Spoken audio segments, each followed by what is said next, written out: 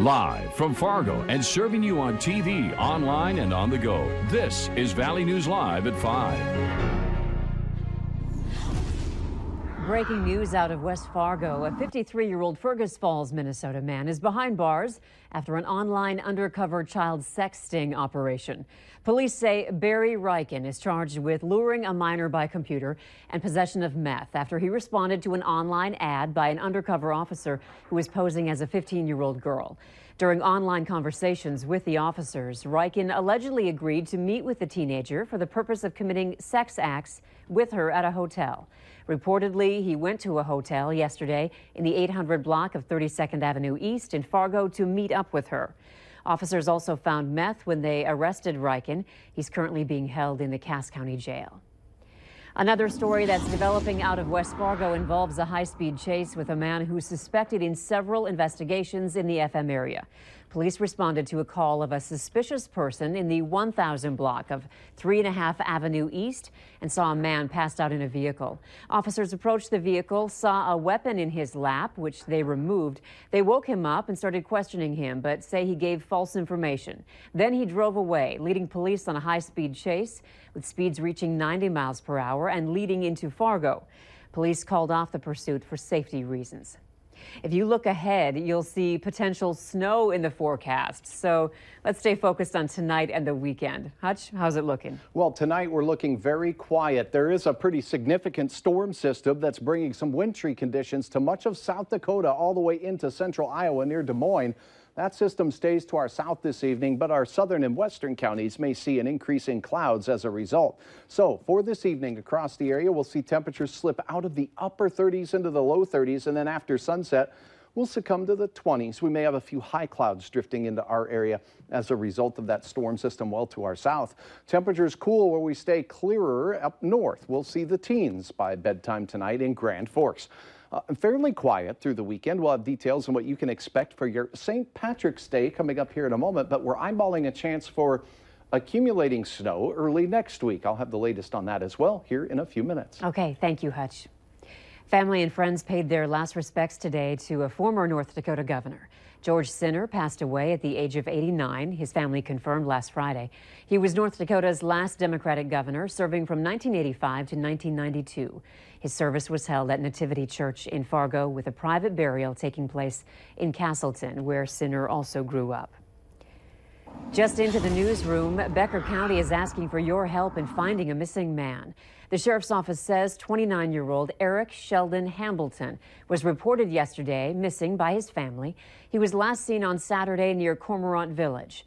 Anyone who may have seen him or knows his whereabouts is asked to call Becker County. The sheriff's office number is 218-847-2661. Developing out of Minnesota this evening, several agencies are warning Minnesotans not to eat a plant called kratom in any form because it may be contaminated with salmonella bacteria. The Minnesota Departments of Health and Agriculture, CDC, FDA, and several other states are investigating a multi-state outbreak of salmonella infections linked to consumption of kratom. It's used as an opioid substitute and is sometimes referred to as Thang, Cacum, Ketum, or Biac. Generally, it's taken in the form of pills or powder, but can be used to make tea. Multiple strains of salmonella are associated with illnesses in this outbreak, and out of 87 cases being identified, 35 are from the states, including 2 cases from Minnesota. Police say 6 people were killed in the collapse of a pedestrian bridge in Miami, and that number is likely to go up. Cars remain trapped under the mangled concrete, and authorities there are starting to zero in on what may have caused the bridge to give way. Manuel Bojorquez reports from Miami. Heavy machinery is chipping through the rubble, but hope for survivors is all but over. Late last night, we transitioned from a search and rescue mission to one of recovery and investigation. The pedestrian bridge weighed 950 tons, suspended over a busy Miami highway. Cars were stopped underneath for a red light on Thursday when the walkway came crashing down. Police expect to find more victims trapped in their cars. The waiting is nothing I can imagine. I don't have words for that. The bridge had been in place for less than a week. Local authorities say the cables were being tightened after a stress test when the span collapsed. We have not confirmed that there was a stress test. We've heard that just as you have, and that will be confirmed. But the key here is not to jump to conclusions, not to speak on speculation, but to work off of facts. The bridge was constructed with an accelerated method designed to be faster and less risky. The builder has been sued in the past for substandard work, but police say it's too soon to talk about criminal charges. Right now, we just want to find out what occurred, what caused this collapse to occur, and people to die. The bridge was built to connect Florida International University to the surrounding community. The school's president said it was supposed to be about goodness, but has brought uncontrollable sadness instead. Manuel Bojorquez, CBS News, Miami. Experts from the National Transportation Safety Board have joined the investigation to figure out what went wrong. Meanwhile, Valley News Live reported that two of the firms that built the bridge have been accused of unsafe practices. But now it has come to light that one of those companies, the Fig Bridge Group, also designed and built the Interstate 35W bridge replacement in Minneapolis after the previous bridge collapsed in 2007, killing 13 people. Fig also designed the St. Croix Crossing Bridge and the Wabasha Freedom Bridge in St. Paul. A Moorhead man has pleaded guilty to fatally shooting a man who was living in his garage. 26-year-old Neil Johnson pleaded guilty to second-degree murder without intent as part of a deal with prosecutors in Clay County. Authorities say Johnson shot 28-year-old Jacob Glover of West Fargo last April over concerns he was stealing from him. Johnson also admitted to smoking meth prior to the shooting. He'll be sentenced in May. Police are asking for your help locating two women they believe were involved in a hit and run in Grand Forks. The crash happened around 9:30 last night in the 800 block of South Columbia Road. Police say it appears a driver was speeding and lost control, crossed a center median and rolled at least once. The vehicle was badly damaged. A witness saw two women, both in their late 20s or early 30s, get out of the vehicle and take off on foot.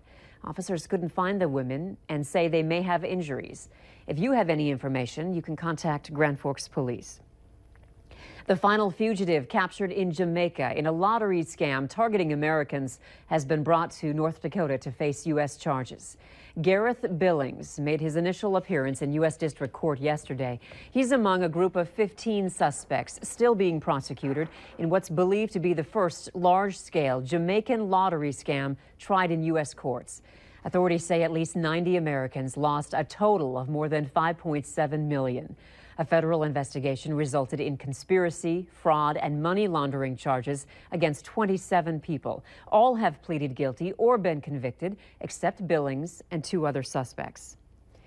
A campaign official has confirmed that Vice President Mike Pence will be in Fargo on March 27th to campaign for Congressman Kevin Cramer.